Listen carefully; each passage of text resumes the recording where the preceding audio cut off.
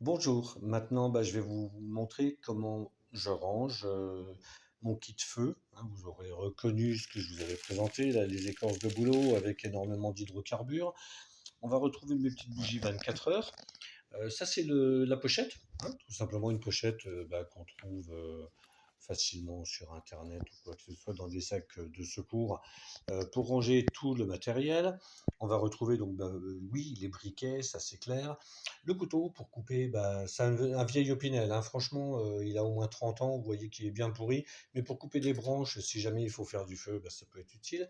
Le petit trépied, pour faire réchauffer la nourriture, parce que ça fait partie aussi du domaine du feu.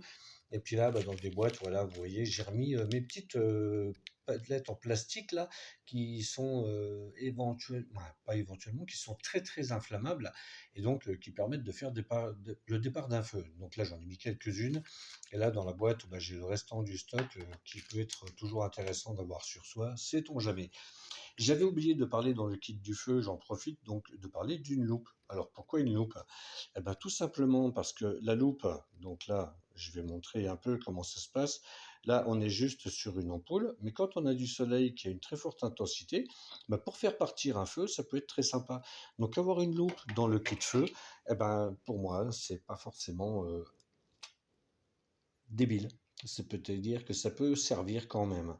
Voilà, donc tout ça va rentrer dans cette petite pochette que je mettrai dans mon sac, éventuellement aussi un endroit assez accessible pour ne pas rechercher tout le temps. C'est ce que j'expliquais, ne pas jeter tout dans le sac, c'est vraiment être ordonné pour savoir où se trouve quoi, et comme ça au moins on sait exactement ce que l'on cherche.